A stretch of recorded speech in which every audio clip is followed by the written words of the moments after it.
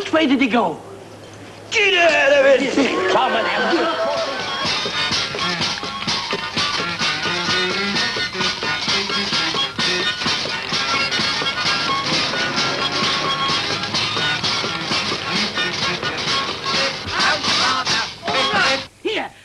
Party. I wonder where he got all this. Never look a gift horse in the mouth. No, it might turn around and kick you in the back. Funny joke. Hey, say, Mr. Allen, do you mind if I ask you a conundrum? I don't mind, Mr. Flanagan. I'd rather like you to ask me a conundrum. Well, if a bomb fell in a field and a bull ate it, what would it be? If a bomb fell in a field and a bull ate it, what would it be? Yes. I don't know, Mr. Flanagan. What would it be? Abominable. In my hand, I am holding a certain object. What is it? Take your time. A watch. A watch. Quite correct.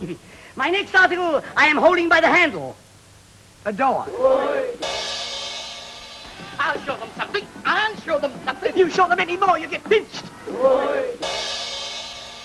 Well, you can't have all big stuff, you know. You've got to have some little stuff in between. It's a wonderful thing to think that 6 great talents like the gang were together. This can only happen once in a lifetime. And I'm so happy it happened in my lifetime. What's the matter with you? You after promotion or something? Promotion? Do you want to be a gone away? I've gone away? Leave the house? Leave the house. Lieutenant, away! They inspired me, and I put on the Charlie Chester crazy gang, but I promise you, we were never as crazy as that lot. I'll ask at the sheriff's office.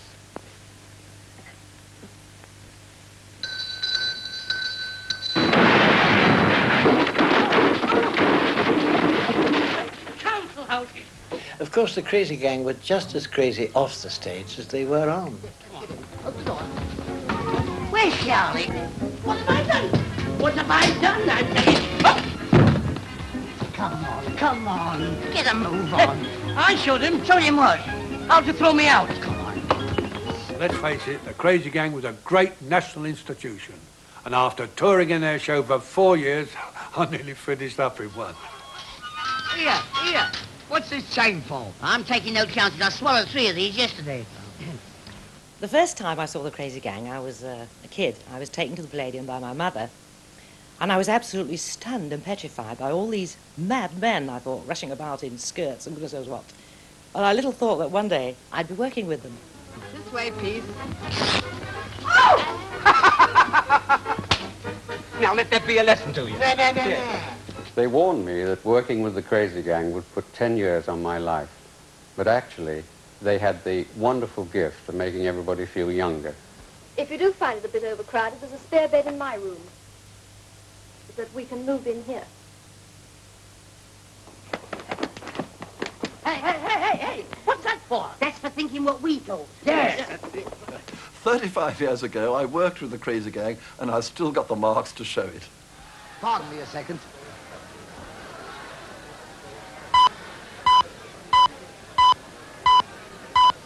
Thank you. Your missus, please. I was the leading lady with them for their very last show, Young in Heart. And they were all well over 70, but they were still young in heart. She's been chained to my chariot since the early hours of the morning. Every time I pull the chain, she blushes.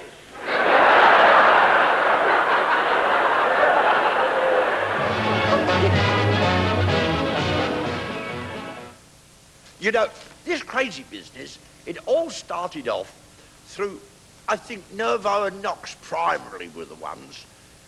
It was interfering with everybody's act in a nice way. Like, if there was a wire walker, which was invariably Jimmy Nervo's brother, George Holloway, he'd be walking along the wire, Jimmy would run along the wire, run off and away. Oh, help! Oh! I don't like it!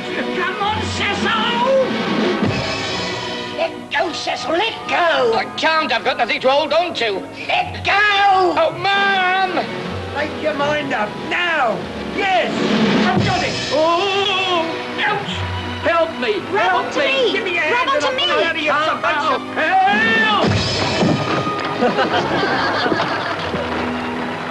The way Jimmy got his name, Nervo, was through a comic strip in America. They used to have a comic strip.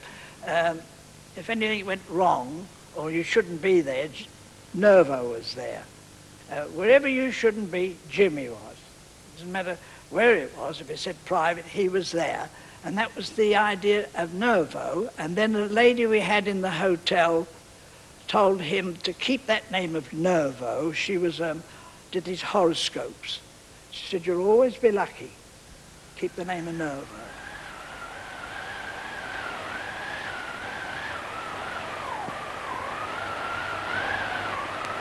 Hi, taxi! 1918, Jimmy and I put on the old Jazz 4.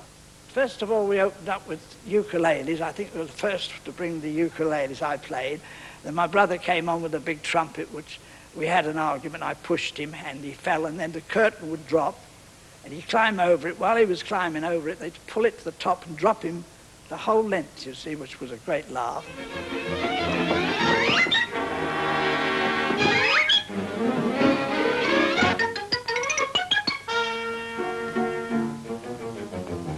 Out there.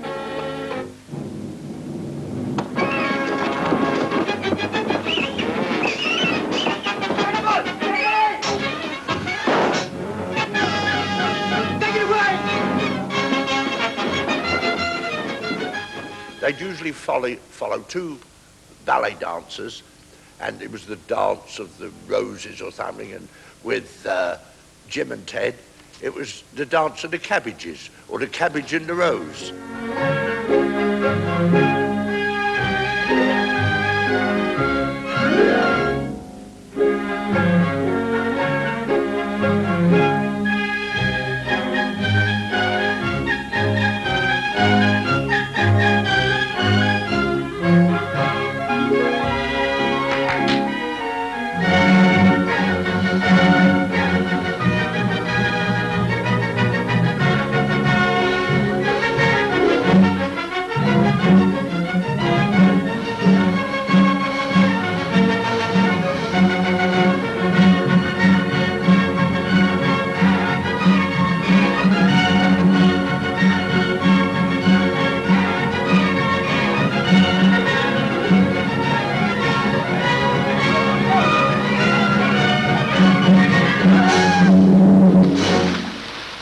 Then, of course, the next thing, which was a beautiful spot, was the slow motion wrestling, when the two of them used to wrestle in actual slow motion. Everything was done, the grimaces and the movements were really acrobatic movements, be able to balance on one hand and go over slowly and pull a face.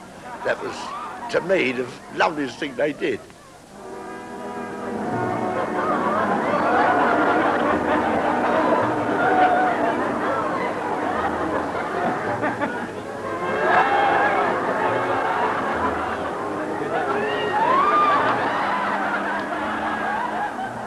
Look at that bill.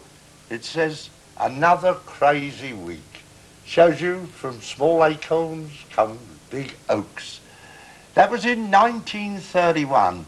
And if you look at the bill, there's, of course, Nervo and Knox, the prime movers of the Crazy Gang.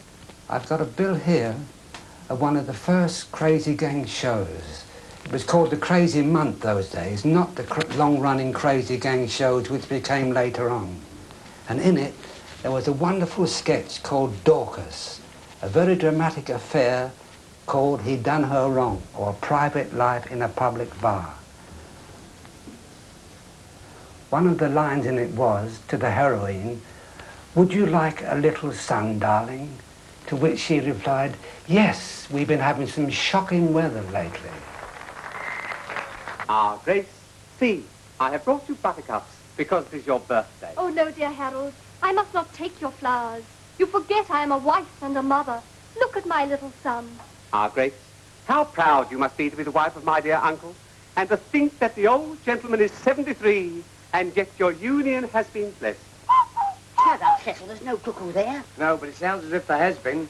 You know, another segment of the gang, of course, was Naughton and Gold. Naughton and Gold were real natural stooges. They were a couple of plasterers, came from Glasgow. Just a second. What's this? Follow the flit. Their first act that really brought them to fame, where they had a plank of wood, and they used to sing a song, "Oh, the plank it is too short, turn it round the other way, turn it round the other way. And there's 2 trestles and a board.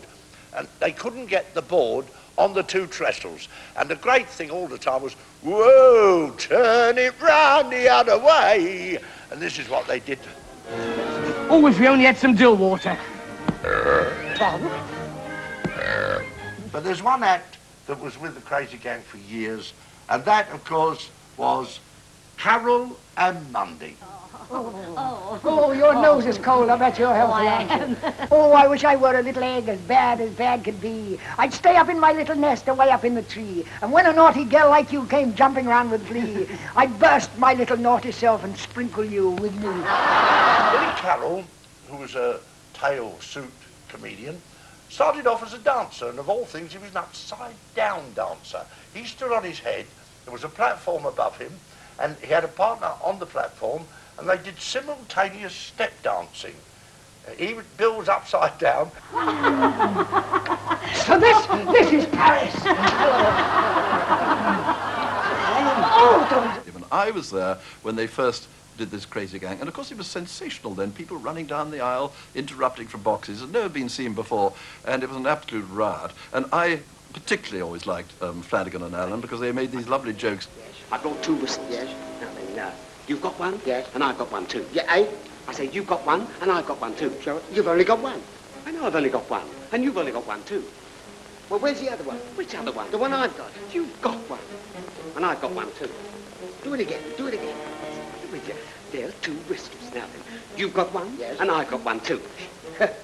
It's done with mirrors. I've seen it. It's done with mirrors. Done with mirrors? Let me have a go. All right, you have a go. Now, there's a couple of 2 whistles here, isn't it? 2 whistles. Yes. Now, you've got one. And you've got one too. I felt it go. I felt it go. Where did it? No, I can't be bothered. Can't be bothered? Hold your hand out. No, I'm the monitor. Hold your hand out. Now, you've got one now. If anything happens your side, yes, you whistle 1. Yes. If anything happens my side, I whistle 1, 2. Why should you blow more than me? I don't blow more than you. I only blow 1. And you only blow 1 too. I blow twice on me 1 1 once. Is that what I do? You blow 1 in your 1 whistle 1, and I blow 1 on my 1 whistle 2. Why should you blow more than me? That's what I want to know. Why should you blow more than me? I only blow 1. And I only blow 1 too.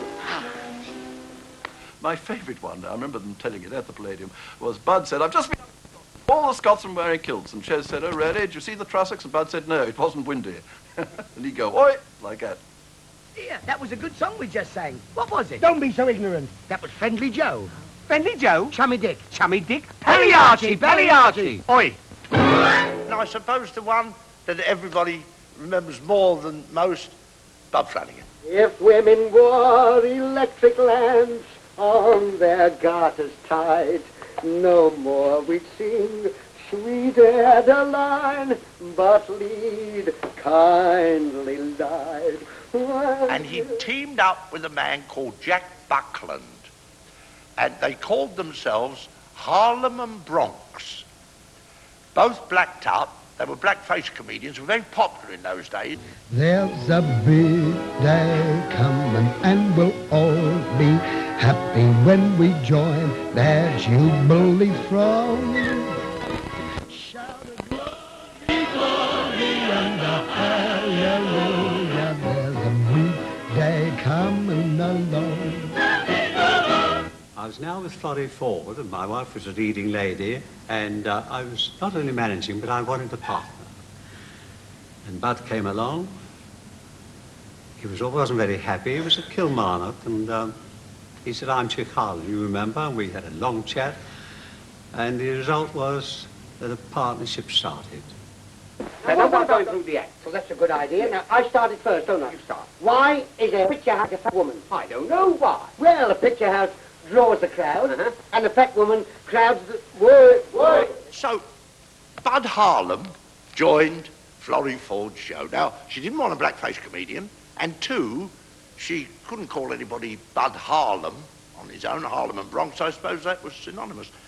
But by a strange coincidence, Florrie Ford's maiden name was Flanagan, and she had a great sense of humour. And I think she thought it was a funny gag to have a Jewish man called Flanagan. Has anybody here seen Florrie? F-O-R-D-E. Has anybody here seen Florrie?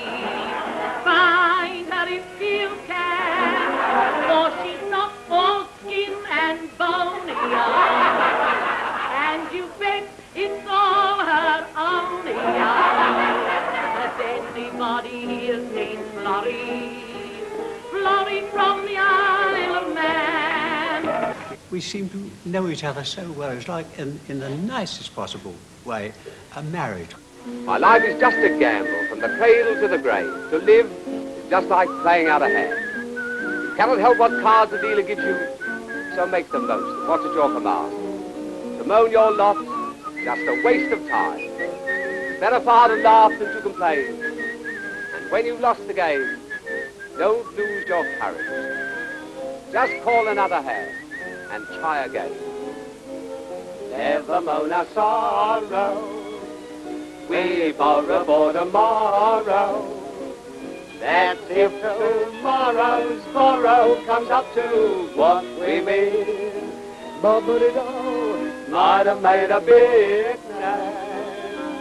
Out there's millions just the same who are dreaming of what they might have been. And then we joined the Crazy Gang, and that's the most greatest time of my theatrical career. We had such enjoyment, so many laughs. Goodbye, little yellow bird. I gladly make with you. I love you, little yellow bird, but I love my freedom too. So goodbye, little yellow bird. I'd rather face the cold on a leafless tree than a prisoner be in a cage of gold.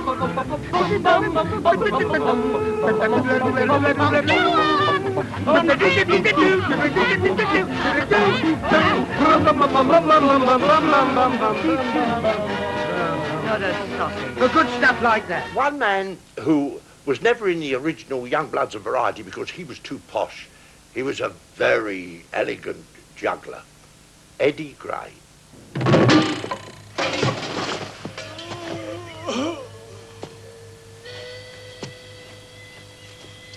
Notice the perfect coordination of brain and muscle. look who's here. Oh, so we called you in Gip, eh? In un minute, moi will juggle about 2 more clubs. Not un, but Eddie had 2 brothers, Billy and Danny, who looked exactly like Eddie when they were all made up. Because he used to have a long moustache like it and a top hat and funny eyes, a white face. And of course you couldn't tell one from t'other. Now, first of all, I would like to introduce you to my assistant. That is the wife's son. Very, very intelligent, very, very intelligent. Speaks beautiful French. Regardez. That's foreign for have a butcher's hook. 1, 2, 3, fump. That's without thinking. And what comes after fump? Fumpanal. With Eddie Gray, he was a terror. He loved to sit around in his dressing room, especially in a hot summer, with nothing on, stark naked, except for his moustache, drooping moustache, his dicky bow front, his suspender stockings and shoes, that's all, nothing else.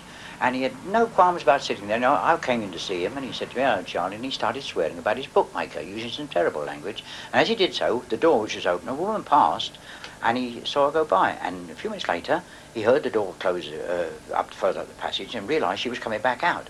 So he dived out into the passageway, confronted this woman who saw him stark naked and looked everywhere, but, you know, trying to do either embarrassment. She said, "Oh, Mr. Gray." He said, no, I used bad language in front of you and it wasn't right. He said, "I do apologise." She said, "It's all right, Mr. Gray," and looked everywhere and going red as a beetroot. And he said, no, I insist. He said, I'm a gentleman, let me see you to the front door." And he walked all the way from the dressing room right to the stage door, stark naked. This poor woman went out puce-coloured. This is Eddie's idea of a joke. How much do you charge for a painting? 50 guineas. 50 guineas? That's rather expensive. Wouldn't it be cheaper in the nude? No, same price. One day he's walking down the street, minding his own business, suddenly looks into the letterbox. One of these red letterboxes standing, and he said, "Well, how did you get in there?" "Well, the best thing you can do is get your mouth near the hole. I'll see if I can get somebody to get you out. Well, don't move about too much. You'll use up the oxygen. I'll go and get somebody. And by the time he'd finished, there's about 20 people standing round the letterbox after Eddie walking away saying, well, I don't know how he got in there in the first place. I have here an empty cabinet. And to prove it is empty, I will bang it on the hillside, on the outside, and under Jolly Neath. And I am not going to waste my time here. I will show you what's here. Here, now, what's the idea? Now, once I get the cabinet to work... Now, listen here. Now, once I start... Oh! Tommy Trinder, as you know, is a teetotaler, and he was sitting there with a glass of water beside him. And on the way out, Eddie Gray went past him, took his false teeth out and dropped it into Tommy's glass of water. Later! There's more to come! 2 newspaper reporters came round to interview him. And they asked him all sorts of things. Did he have a hobby? Eddie said, hobby? I've got no time for hobbies. I've got a milk round to do to make both ends meet. And believe it or not, they turned the tables on him completely. The next day in the Daily Mirror, there was quite a big report. Crazy Gang star has to do milk round to make both ends meet. And there's a lot of truth behind that story, although he never did a milk round, naturally. Because although he was one of the stars of the Crazy Gang, and he only got £35 a week. What's the idea? Get out of here, Hey, show you me with me jolly honours. One thing about the London Palladium, wherever you go, there's music hall history. We've just discovered a photograph, a wonderful photograph, the finale of a Royal Command performance here at the Palladium in October 1935 in front of Her Majesty Queen Mary and King George V. And as you look along the line, there's Will Mahoney, there's Harry Champion, there's Florrie Ford, there's Joe Jackson, and most of all, smartly dressed, not too proud to go to Moss Bros for a command performance, the Crazy Gang. Bella figlia dell'amore.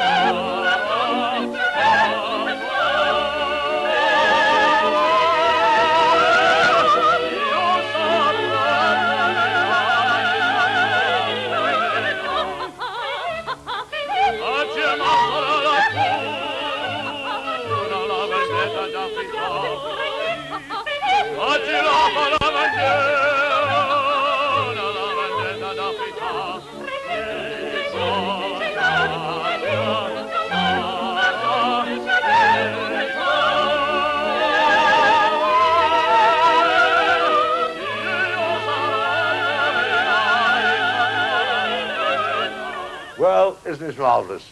Here we are in the one spot that every variety artist loves to look at on the night of a royal variety show, where the royal family through the ages have sat here. So there was always a warm-up, and the things that happened, people concentrating more or less on the box and waiting for the royal family to come in, and suddenly they'd see the door open. Yes, here they come, and lo and behold, it'd be Naughton and Gold dressed as 2 cleaners, coming just rushing around and walking out again. Chocolates? Programme, sir? No, we've got ours. Well, what harm's another little programme going to do? I don't want one. Have a nice ice. I don't want an ice. Have this one. It's beginning to run. No, go away. Now you've touched it, you've got to have it. The producer, Charlie Henry, would always say at rehearsals, he'd say, now don't forget at the end of your act, 1 nod to the audience, 1 nod to the box, 1 nod to the audience, and back to your digs. And that was his favourite expression. But the gang, when they went on, they became so popular, they were so family conscious, you know, they were accepted so much. with the Queen, Her Majesty, that they walked on when Prince Charles was born with a rocking horse and handed it up to the box. Said, "Here, Miss, this for the nipper." They took liberties. The King and Queen used to come and sit down here, and they used to go back in the box and have a chat with them, you see. And they used to have fabricated houses along here. I don't know if you remember the show. And the train would go by and they'd all shake. And Jimmy used to come out to go to an outside toilet thing, and he'd come out with a seat over his head. That was, you know, nice clean gag, but it was a laugh. And when they were up and talking to the King and Queen, he said to them, "Well, why didn't you do this? Because Princess Margaret told us about you coming out with this. Why didn't you?" He said, "Well, we didn't like to do it because you were being royalty." And he said, "You should have done it." Come and see the show we played before Queen Victoria! Prince Albert! King Edward VII! Shh! Not too loud. Oh, sorry. And all the greatest pubs in England! On the stage, you see, they can be more earthly. What shall I say? The pure dirt of the musical. I passed nothing but snow and ice since yesterday morning. A nice cup of hot coffee will soon put that right. It was very strange because when they worked in London, it all had to be covered by the Lord Chamberlain's office. And each page of your script was stamped by the Lord Chamberlain that it was passed. But when you went out to the tour in the provinces, the local watch committee overruled that. So whatever the Lord Chamberlain said you could do, the watch committee could say no on a Monday night, and you had to take it out. Oh, by the way, Papa. Yes, Oh, come along, Papa. It's been a nice day, Papa. Oh, absolutely. I say, by the way, how's Mrs. Farquhar? She's quite all right. How's all the little Farquhar? Splendid. I haven't seen Willie Farquhar lately. No. Sit down, Papa. I will. The late George Black finally decided he'd like to put production on Crazy Gang, the same crazy element. He started off with Mark Hare, London Rally.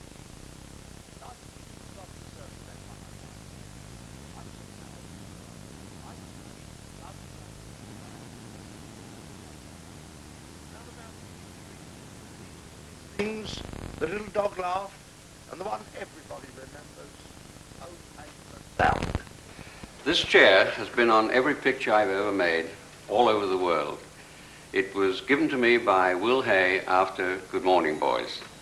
It was the first studio chair I ever had with my name on it, and I was terribly proud of it. And I used it for the first time on OK for Sound. And I hadn't been sitting in it more than 5 minutes studying my script when Bud Flanagan lit a candle under it. And in 5 minutes, there was a hole in the chair, there was a hole in my pants, and I mean, for the first time, the hot foot had become the hot seat. I want us for the pictures. Yeah, are we going to see the film actresses? Oh, shut up, Cecil. Look, I got a film face, Dracula. Shut up. Mary, Edgar, and myself were asked to go and see the show, which we did several times at the Palladium. And we sat wondering how in God's name are we ever going to get this onto a screen, because it was a complete madhouse. Well, there are picture titles all around. Here's one. You going somewhere? No, Top Hat. Top Hat. Oh, Top Hat. I see what the Top Hat reminds you of the picture called... See? Look at that blue bottle. Look. Got it. What's that? Escape Me Never. Oh, here's a picture. Look. Don't blame me. I know it, Ted. What? She married her boss. Here's a picture. Here's a picture. Wait a minute. What's this? We're not dressing. Here's a picture. Look at this. Just a minute. What's this? Mutiny on the Bounty. Here's a picture. Give me 2 bob for it. 2 bob, huh? Trade a horn. Oh, here's another picture. Look at this. What's this? Tudor Road. Here you are. There's a picture. Wait a minute. What are you doing with the paving stone? Under 2 flags. Here, look what I found. A tin of Keating's powder. What's that for? If I had $1 million. Well, cheerio, boy. Cheerio. Oh, wait a minute. What's this? Oil for the lamps of China. Here, buddy, is one. The ghost goes west. Show us the hammer. Here's one. What's that? Farewell to arms. Come here, what? Come here. What's that? The general died at dawn. Here you are, boys. This is worth a fortune. What's this? The camels are coming. Ah, last night while going up the stair, I met a man who wasn't there. He wasn't there again today. I really wish he'd go away. Who is it? The Invisible Man. The first script conference we had with the Crazy Gang, which was before we'd written the script, we just had the storyline. We started at 9:30 in the morning, which was a terrible job to get the boys there anyway, because they slept all day mostly. We sat from 9 o'clock in the morning until 5 o'clock in the afternoon in sheer chaos, because all they could do was to say, look, why don't we put in the thing we did at Scunthorpe? Do you remember when we had the geese that came out of the basket? Look, geese! Contact! When you're writing for 6 comedians, each one of them a star in their own right, it's extremely difficult, because you suddenly find you've gone 10 pages and Charlie Naughton hasn't had a line. So we devised a scheme, and we used to put a chart up, one of those graph charts, up on the wall over there, and we used to tick off as each one had a line. Let's take it in alphabetical order. I'm G for Goldie. Yes, and I'm S for Sebastian. I'm He for Hetty. I'm C for Charlie. And I'm C for Cecil. Isn't it fair, eh? I could have been christened Zechariah. So you had to tailor these 3 acts into 3 compartments and yet still keep them in the story as a gang.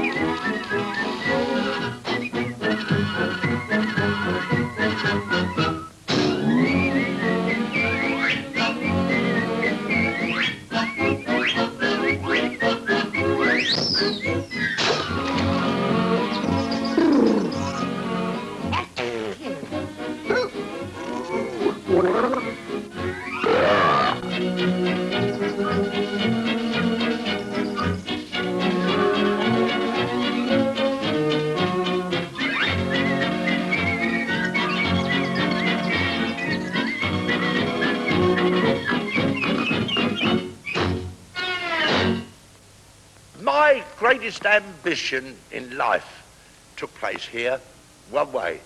I joined the Crazy Gang. Now, the Crazy Gang were my pals. We're almost boys together. I spent a better life than they did, so I lasted longer.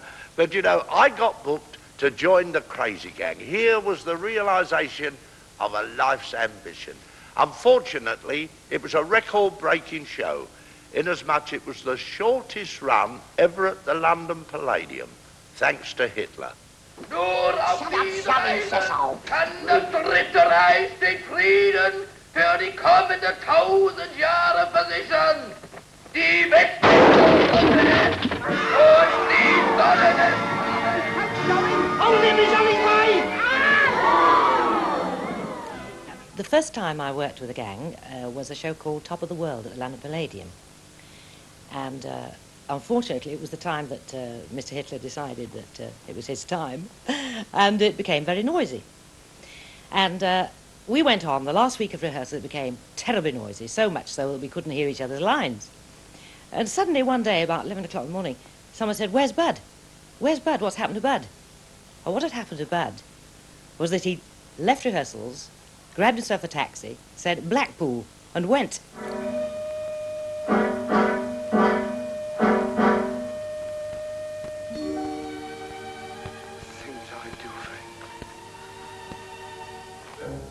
There were so many mementos coming down right, left and centre that Tommy Trinder ran a book, a gambling thing, as to who would be on when the next one fell, you see. Well, it was always Tommy. And Bud always said, "Poetic justice, poetic justice."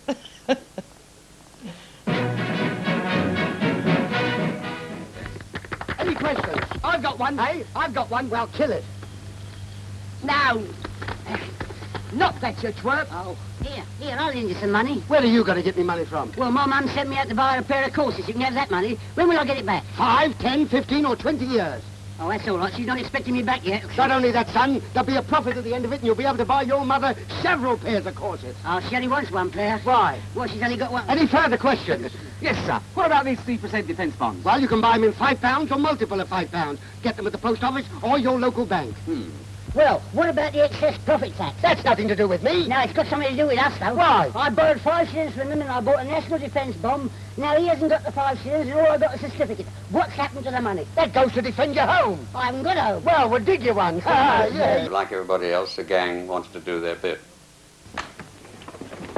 Where's the tailor? Where's the tailor? Here. Make mine double-breasted with one hip pocket. Get out of the road. Cut mine with the dicky seat. You take what we give you. Yeah, I'm first. Cut mine on the slant. 36 and a half. 36 and a half. 36 and a half. Not too tight underneath the arches. 36 and a half. 36 and a half. 36 and a half. Yeah. Have it sit round for me. 36 and a half. Oh, gotcha.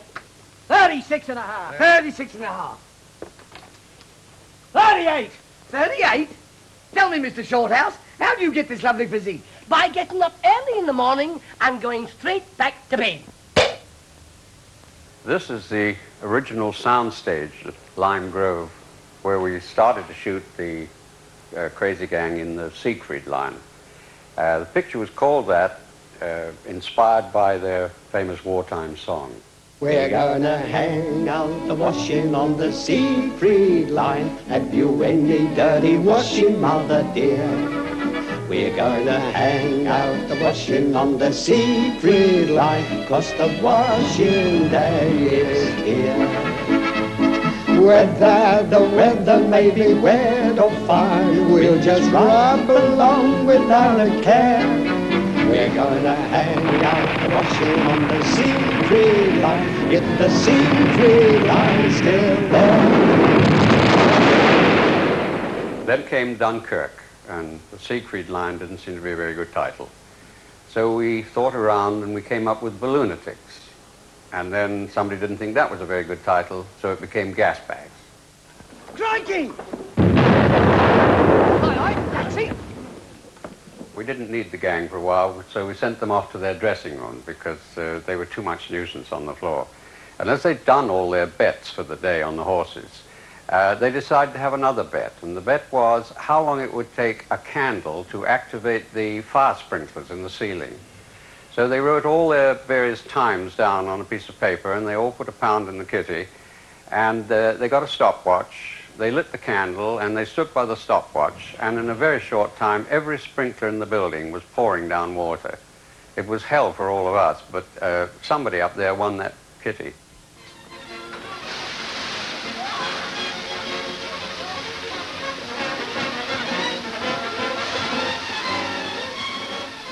At Tangmere, we did 2 or 3 shows. The first one we did, it was a very hush-hush fighter station where that wonderful man Bader was based. And we're doing the show on the Sunday afternoon, the Crazy Gang on Max Miller and the 2 sentries on the gate. Halt, who goes there? Naughton and Gold. Righto. That's all right, boys. In you go. Yeah. Who goes there? Nervo, Knox. In you go. Bud, Ches. Oh, yes, in you go. Yeah. Long comes here, Monsieur Edigay. Halt, who goes there? He says, I've come for the plans of the Berlin bomber for the Führer. He said, blimey, you better go in. You must be one of the Crazy Gang. Take them to a concentration camp. But I thought they only had concentration camps in Germany. Hi, Hitler. This is Germany. Germany? Blimey, we've joined the wrong army. Oh! They went to one particular place to entertain, and the following, they put up overnight, and they were upstairs in the barrack room, and the following morning the sergeant major's on parade, up, out, turn right, turn left, turn, and all this shouting, and Jimmy Nervo lifts up the window and says, will somebody keep that child quiet, please? And slammed the window down. Could you imagine the army?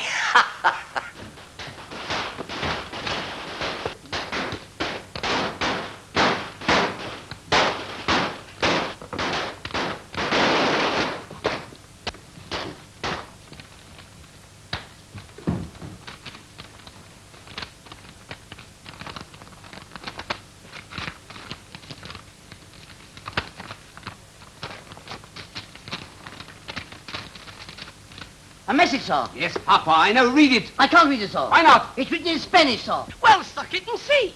The first pantomime I did with the Crazy Gang was Humpty Dumpty at the Coliseum. And Fred Ebney was in the cast. And Fred, of course, is a very large man, 6'4" tall and 6'4" wide, which is inclined to make him appear to be pompous, although he isn't at all. And, of course, absolute gift to the Crazy Gang, because their speciality is bringing down what they think to be pompous people.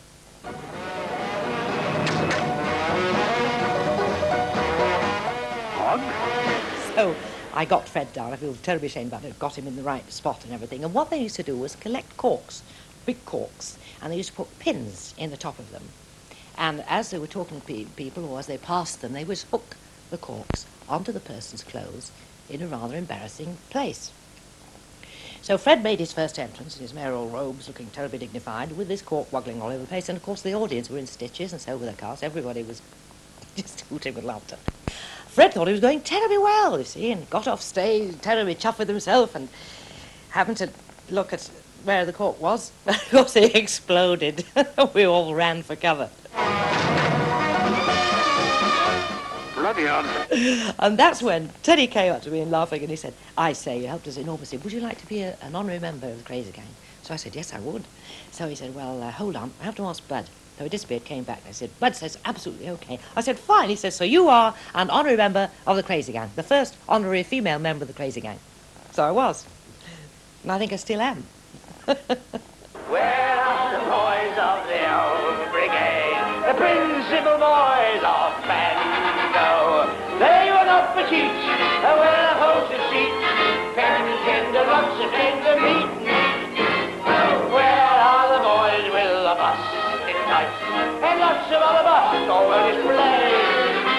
Boys who've got a chest, the envy of May West, where are the boys of the old brigade?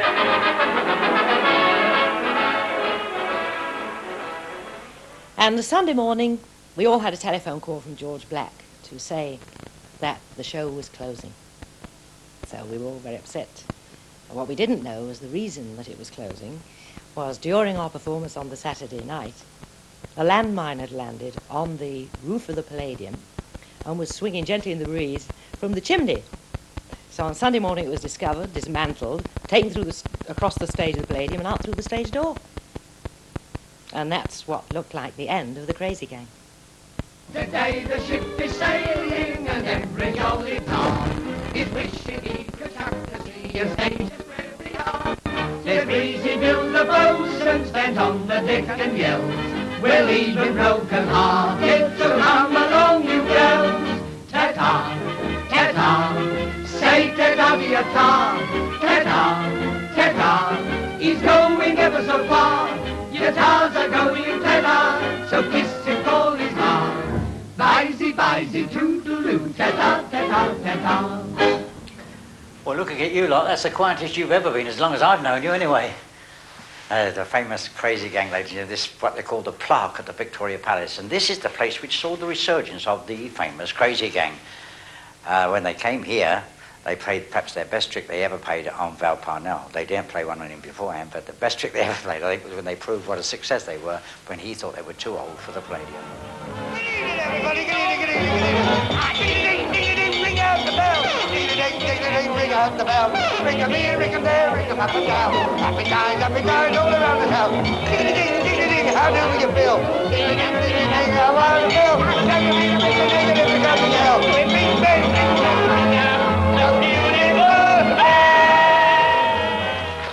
So we're having lunch in the Hungaria, and Jack Hilton was in a on table nearby, and he came across. He said, Ches, why don't you come and back do something? Why don't you come in partnership with me? I took the agency over, and the first job I did was to reunite the Crazy Gang. Ah, well, here we go again. The reputation of the gang, you know, when I got the job, I thought, oh dear, you know, chasing ladies and all that. But bless their hearts, you know, the last show, they were really a bit past it, really. By the time they climbed the stairs, done 8 changes, twice nightly, 6:15, 8:45, they hadn't got the energy to chase the girls anymore. Hey, Andrew, please. My Andy. Oh, you're so Andy, My Ribena. Ribena? They're both good for you. My swit. I say, well, move over a bit, will you? I'm counting the house.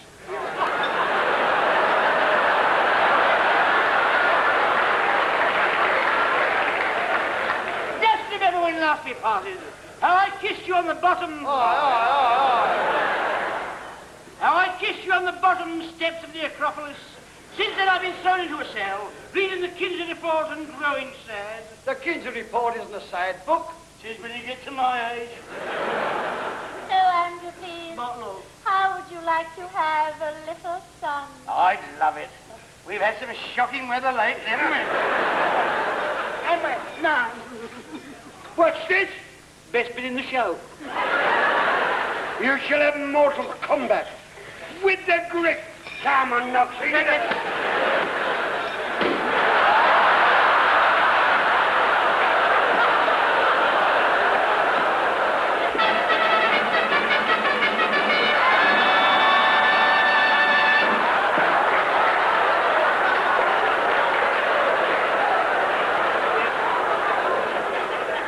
Nervo, Flanagan. Will you still fight to the death for me? Need you ask? I'm a centurion. Blimey, you must be older than that. What's going on here? Guard! Guard!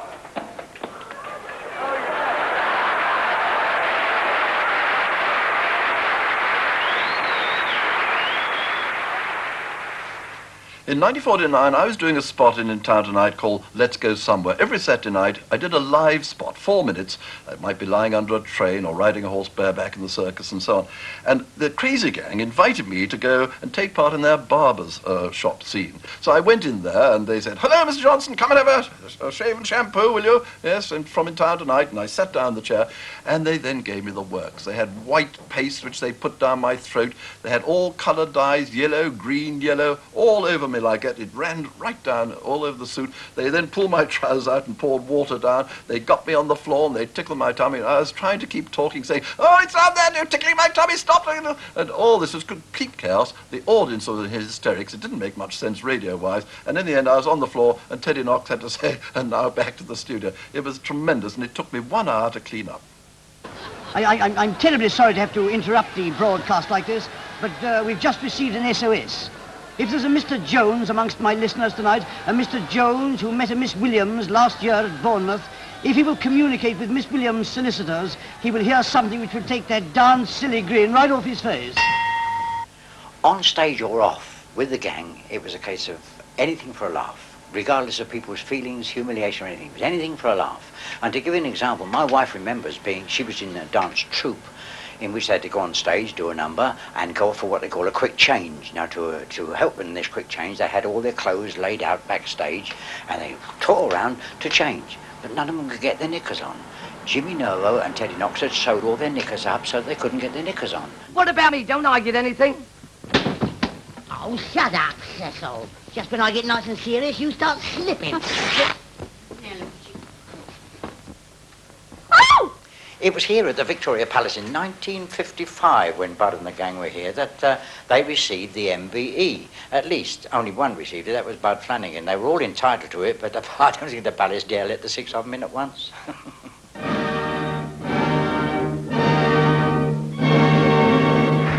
I've sat in Bud Flanagan's dressing room, and Charlie Naughton has come in at the end of a performance and said, "What have I done wrong, Bud?" And Bud would say to him, "Oh, nothing, Charlie, it's all right." And I said, "What do you mean, Bud?" And Bud said, "It meant that we did nothing to him tonight. If he wasn't knocked on the head or had water poured over him or tripped up, Charlie Naughton would think he'd offended them." Well, I had an uncle drew a pencil on his wooden leg. Shut up.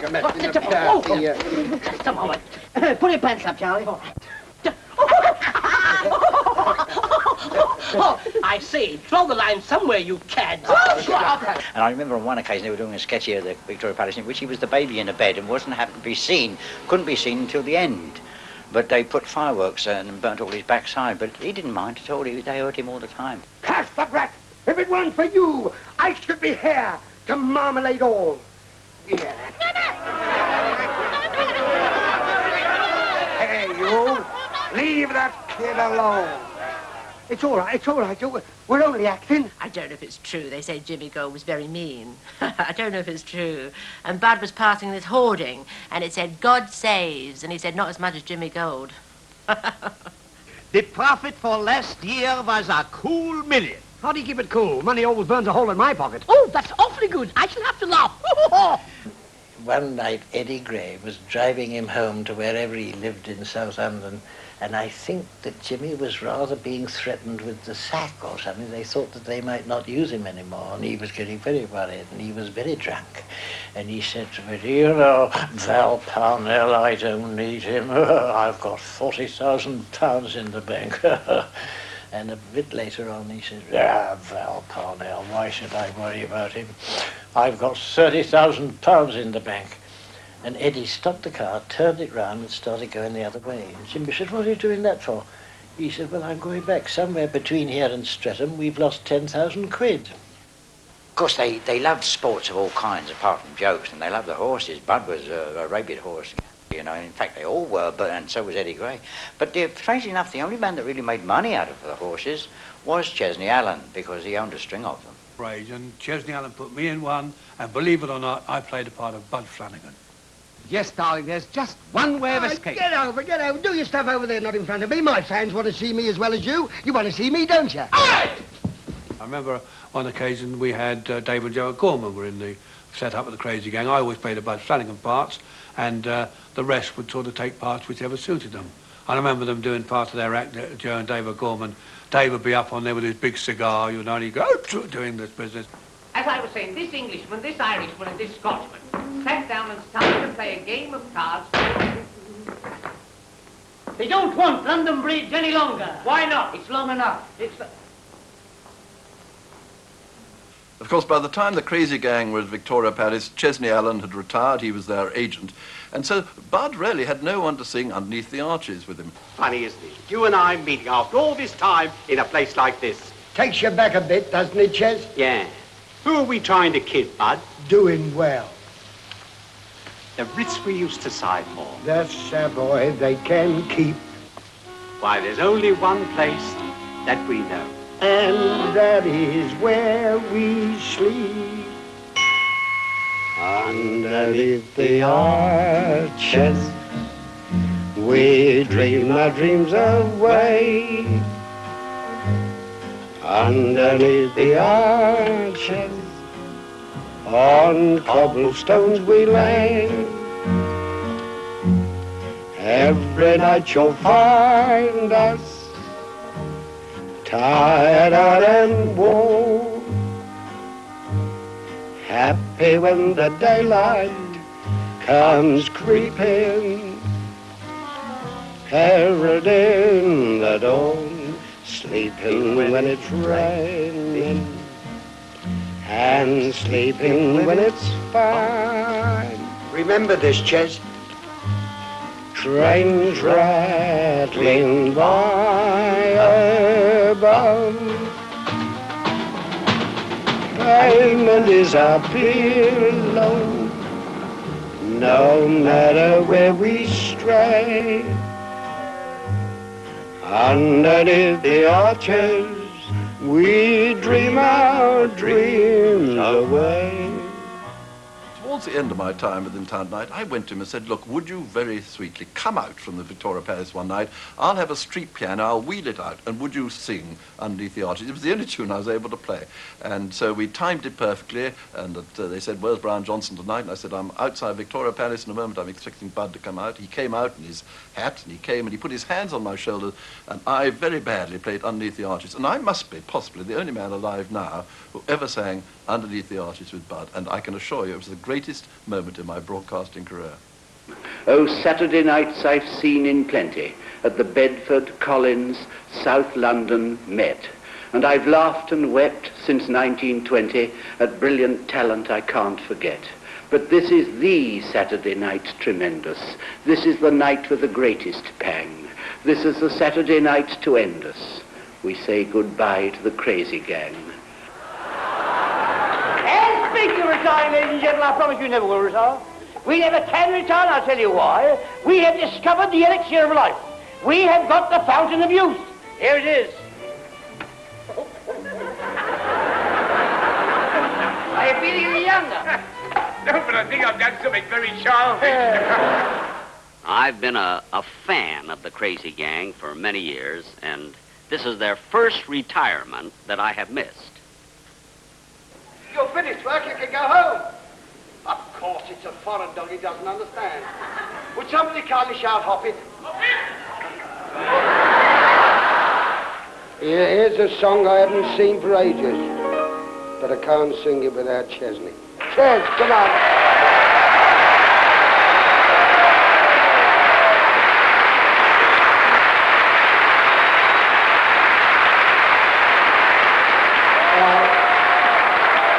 Thank you. Now, you don't mind if we have a real conductor for this, do you? Jack Hilton.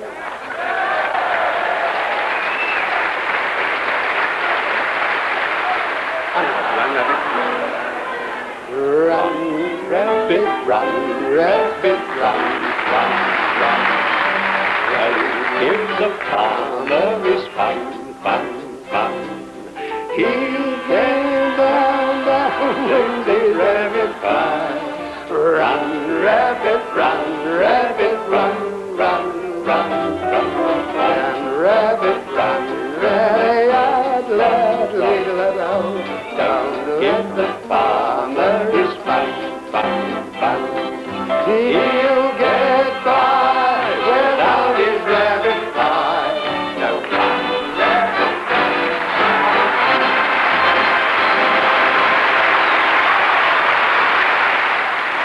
I know that this is your last performance on the English stage. And I can only tell you, boys, that one of the saddest things that I have heard is the fact that you are disbanding and retiring. This is a very sad occasion because these boys have just started to make a small profit.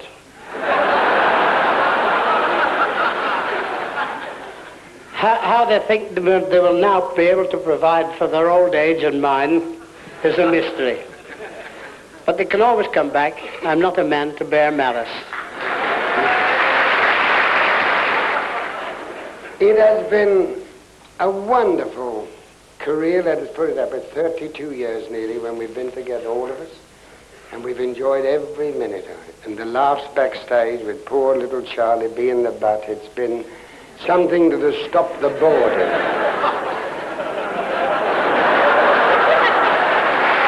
Thank you, ladies and gentlemen. It's the crowbars for Scotland we quit speak the warmth. It's very... It's very hard for the mates playing and find if the words don't come, it should come.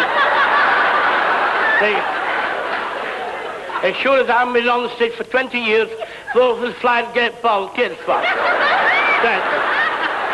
But serious, ladies and gentlemen, there's so many people to thank, so I can't go through everyone. So from the bottom to the top, thank everyone and God bless. One realizes nothing is forever, nothing lasts forever. But I'd like it all to come again. Ready! Ready! I'm not ready! You've got to be ready! Fire!